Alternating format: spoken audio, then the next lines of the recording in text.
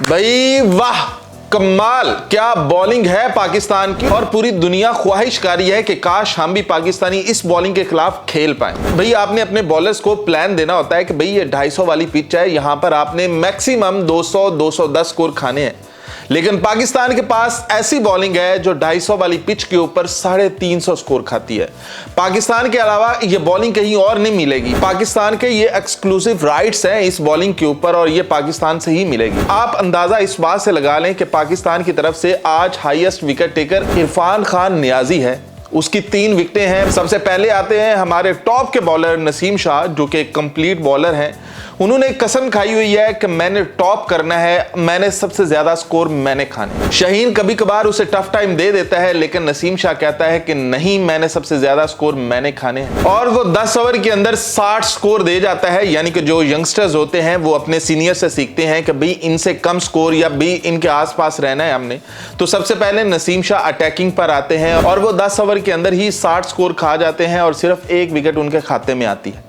बाद में आकिफ जावेद आता है, जिसका पहला मैच होता है, वो पहली गेंद करवाता है, वाइड चली जाती है।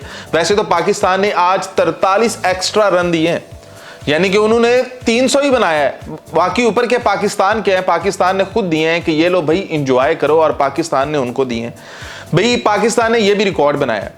आपको अभी आगे चलकर और रिकॉर्ड बताते हैं। पाकिस्तान ने ये एक्स्ट्रा का भी ये हाईएस्ट है, तीसरी दुनिया में तीसरे नंबर पर पाकिस्तान का ये 43 रन देना हाईएस्ट है। ये किसी इंटरनेशनल बॉलिंग से आप सोच सकते हैं कि कोई इंटरनेशनल लेवल की बॉलिंग ये कर सकती है।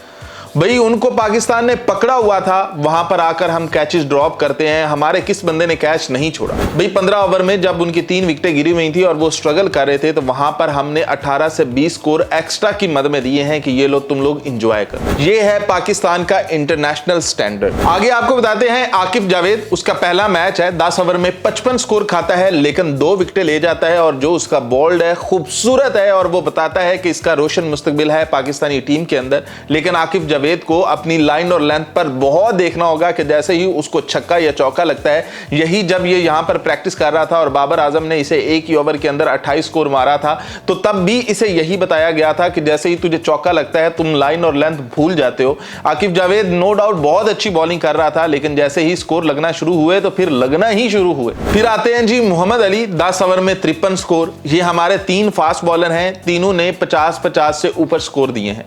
फिर आते हैं जी हारिस रऊफ साहब, कमाल की बॉलिंग जो उसने T20 के अंदर बॉलिंग की थी, वैसी ही बॉलिंग उसने ODI के अंदर की। 10 ओवर के अंदर सिर्फ 38 स्कोर और 2 विकेटें उड़ा दी। ये होता है बॉलर, ऐसे करवानी होती है बॉलिंग। आपका एक ही बॉलर चल रहा है और आप एज ए बॉलिंग यूनिट हमेशा नाकाम होते हुए आ रहे हैं, कभी शाहीन की सूरत में तो कभी नसीम की सूरत में। और फिर आ जाते हैं जी सलमान अली आगा, 5 ओवर में 67 स्कोर लगते हैं। ये हमारे बॉलर्स में सबसे ज्यादा धुलाई सलमान अली आगा की हुई है।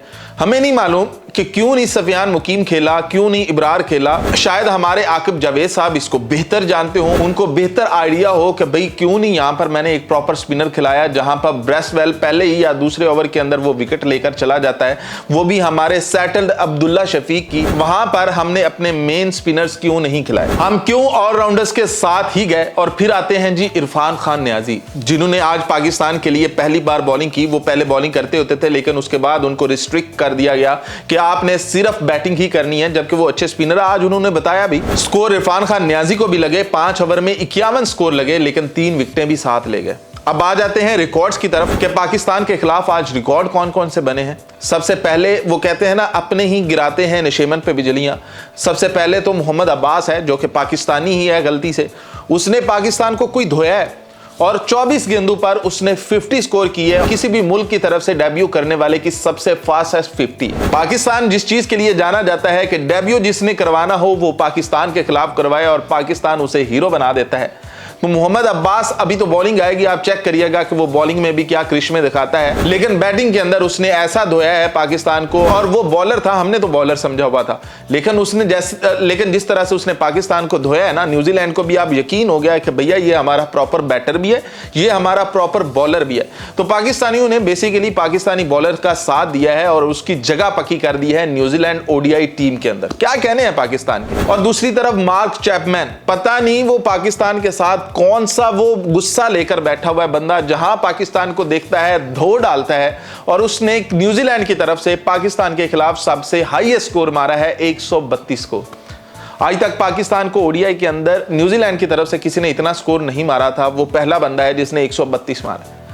तो ये पाकिस्तान के रिकॉर्ड्स हैं। सबसे पहले एक्स्ट्रा 43 दिए, फिर मोहम्मद अब्बास आता है जिसने 50 फास्टेस्ट की है, फिर उसके बाद मार्क चैपमैन आता है जिसने 132 किए हैं, और पाकिस्तान स्कोर लेकर चला गया है 344 तक। अब बैटर लड़ते रहें, जो मर्जी करते रहें, बॉलर्स ने अपना काम कर दिया, उन्होंने पाकिस्तान की शिकस्त लिख दी है। अब मौजज़ा हो कि कभी कभार ऐसा होता है कि आप 350 का रन चेज करते हो, हर बार आप ऐसा नहीं कर पाते हो, कोई भी टीम ऐसा नहीं कर पाती है, आप बार बार ये रन चेज नहीं करते। लेकिन पाकिस्तान, देखते हैं कि पाकिस्तान आज अपनी बैटिंग में क्या करता है। पाकिस्तान रन चेज करे, लेकिन पाकिस्तान के बॉलर्स ने और खास तौर पर इन बॉलर्स की सिलेक्शन ने यह बताया है कि भाई शिकस्त तुम लोगों की किस्मत में है, क्योंकि जब तक तुम लोगों की ऐसी सिलेक्शन होती रहेगी शिकस्त आती ही रहेगी।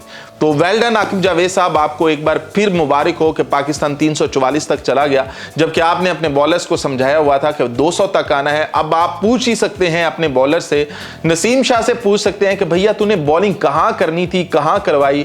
आप पूछ सकते हैं अपने स्पिनर से कि भाई तुम लोग बैठे क्यों हो, टीम में क्यों नहीं आए। आप अबरार से पूछ सकते हो कि भाई तू टीम में खेला क्यों नहीं। सुफियान मुकीम से पूछ सकते हैं कि भाई तू टीम में खेला क्यों नहीं। आपको T20 से आइडिया हो गया था कि यहां पर फास्ट बॉलर्स को मार पड़ती है, फिर भी आप स्पिनर नहीं खिलाते हो, और आपको सुफियान मुकीम आखिरी मैच के अंदर 2 ओवर के अंदर 6 स्कोर देकर 2 विकेटें लेकर देता है। वो इब्रार अहमद जहां आपको विकेटें चाहिए होती हैं वो वहां आपको लेकर देता है, वो आपको 5 विकेटें लेकर देता है। सुफियान मुकीम आपको 2 लेकर देता है। लेकिन क्यों, जब शादाब नहीं खेलेगा तो बाकी क्यों खेले भाई।